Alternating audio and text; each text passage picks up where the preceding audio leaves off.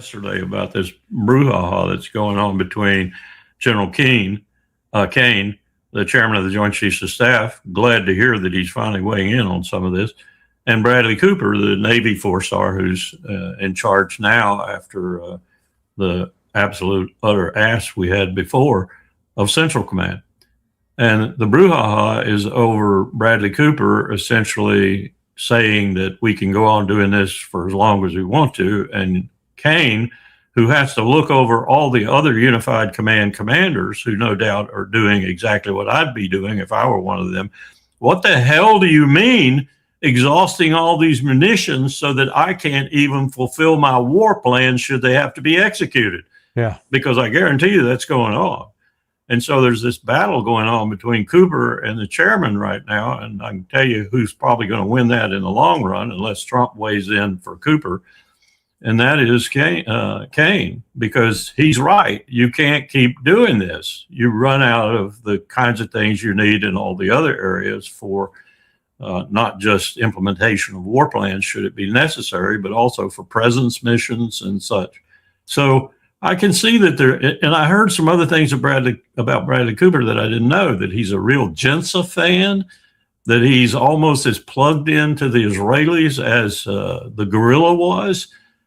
This is not good that we've got Israel, even at that level, instructing people on what to do and how to do it. So if this is a problem in the chain of command, then Hegseth, God bless his soul, needs to do something about it, because Kane's right. And by the way, the JDAMs Larry was talking about is what we worked on so hard to get the Saudis out of getting from us when they were waging their war against the Houthis with our help. And I think it's fair to say that the Saudis were not too good with their extended range F-15s delivering them. What they would do is pickle them, and they would go to the end of their guided range and fall as just nothing more than dumb bombs. I think that's like one that hit the bus that killed the 48 school children or whatever, that had Raytheon on the side of it. These are not, as Larry was insinuating or saying, these are not long-range munitions. So that tells you something. If we're using principally JDAMs, not only do we not want to overfly Iran, we're not going to hit anything that I think it's 29 miles is the extended range on one of them. Yeah, about 40 kilometers. So this is not good. Not good for the empire.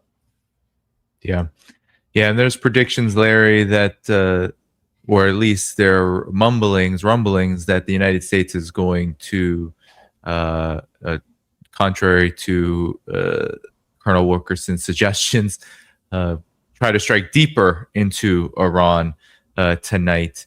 And I'm wondering your thoughts about the role of Israel in this too, because now more details are coming out of this meeting that they had, including a declaration by Israel to Trump that they will not attack Iran first again, and they will only follow the United States and would only respond if directly attacked.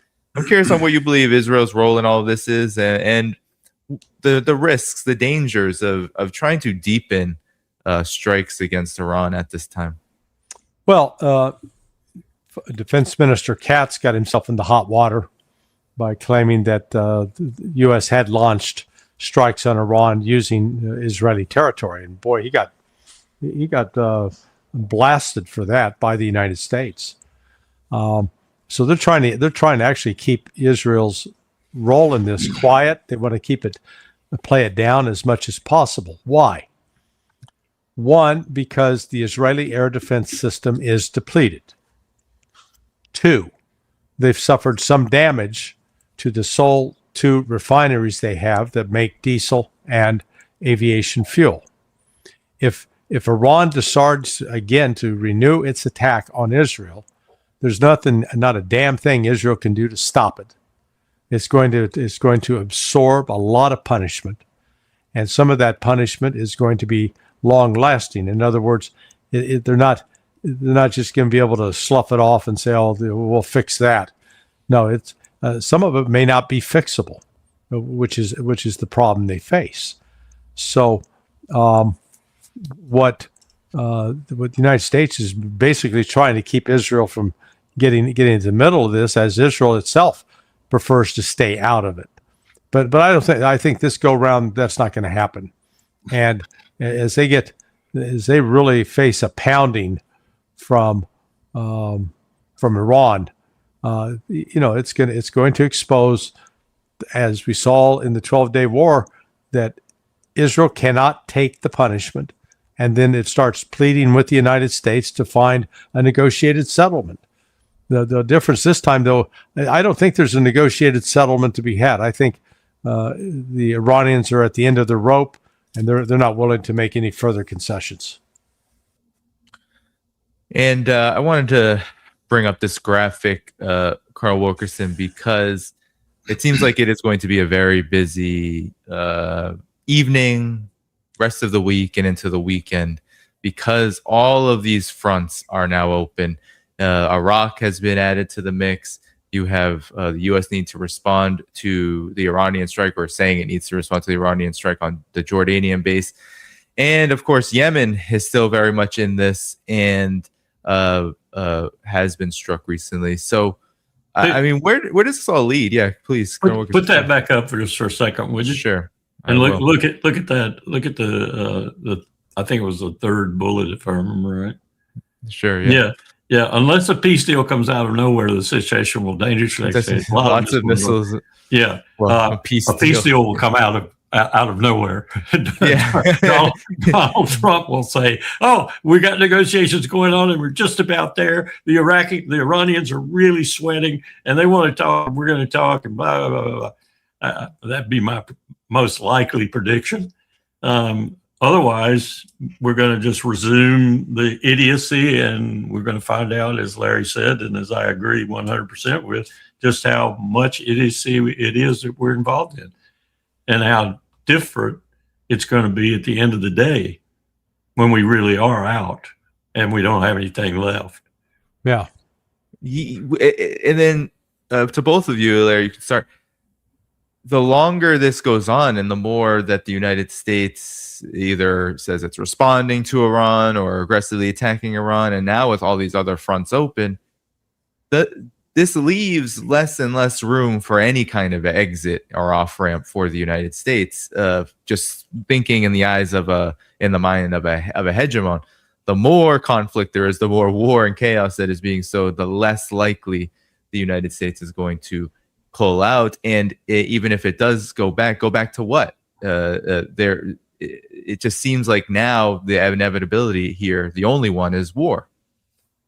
Well, yeah, war, yes, but with what power projection?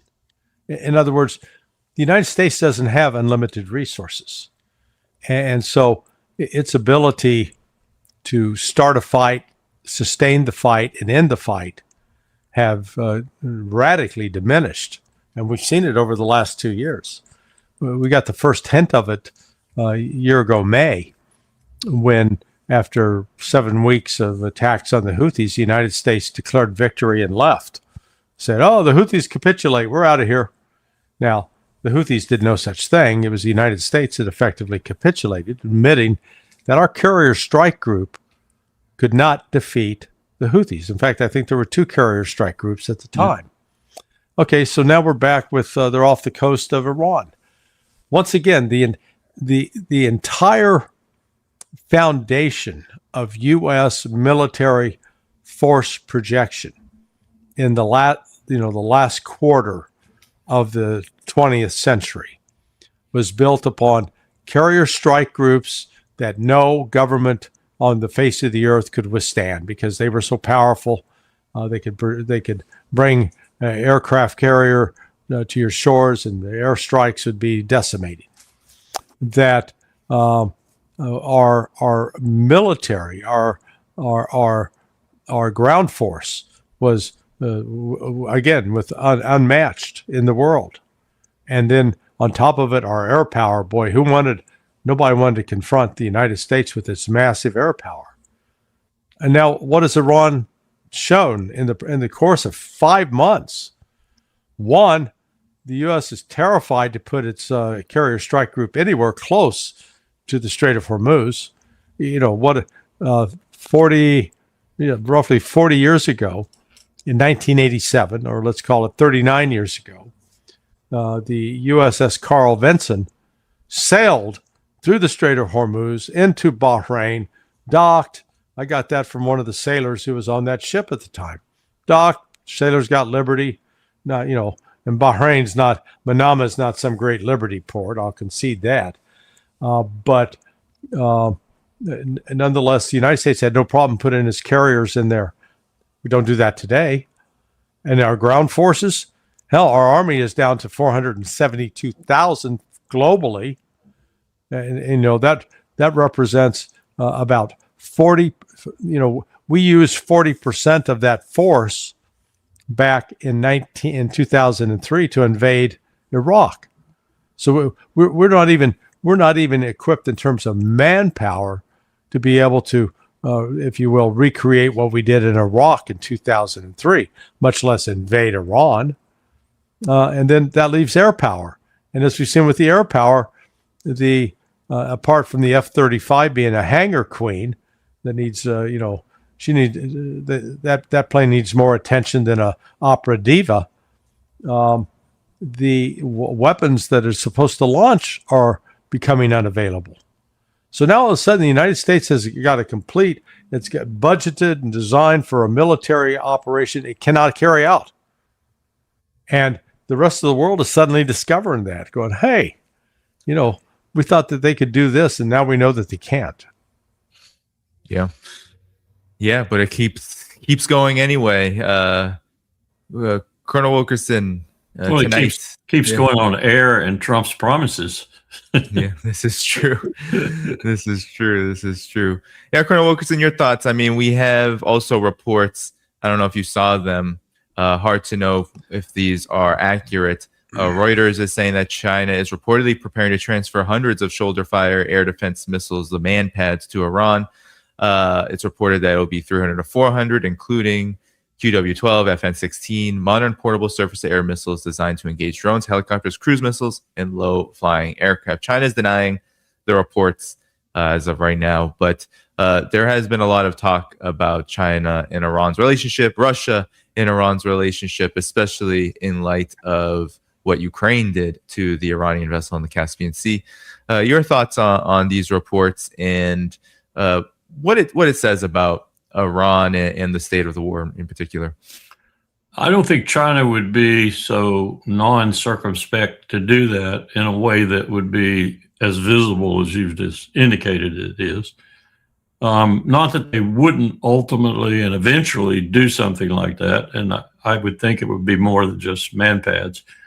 But I don't think they believe that the situation is untenable right now for Iran. I think they believe the exact opposite of that. I think they believe, and rightfully so in my view, that Iran is more or less winning. Going back to that headline in Haaretz, which I think was very descriptive on 1 March, somewhere right after 28 February, where they said all Iran has to do is not lose to win, and all Israel and the United States have to do is achieve a spectacular victory to win. Well, there's going to be no spectacular victory for either Israel or the United States, or the two in combination. So Iran's already won because they haven't lost, and China knows that. And if there is a prudent, circumspect leadership in the world to match Putin and Lavrov, it's Wang Yi and Xi Jinping. So they're not going to take any overt action that would injure their possibilities, you might say, with regard to their support for this conflict. They're going to do things like apply their overhead intelligence mechanisms and maybe ship things on the railroad and ship things otherwise that are necessary, as is Russia's probably doing across the Caspian, and perhaps China too. It's not that far to Xinjiang province. And there's a railroad that runs right up there too. So out of China. I just don't think, I think that's rumor. I don't think it's good rumor. I don't think the Chinese are in any position to be worried, really. The most they're worried about is probably this bigger struggle that I'm talking about, and how much even this inept attempt by the empire and its deep state to check them in terms of their base road initiative is slowing them down. It was slowing them down majorly in Pakistan, you may have noted, and all of a sudden it accelerated. All of a sudden they're getting everything they want pretty much. And the Pakistanis have pretty much made it obvious that now they've thrown their weight in with China principally, as opposed to being with the empire. No one's talking about that, but that is where things are going now in Pakistan. So China's got the game going for itself. Why screw it up when it's going well?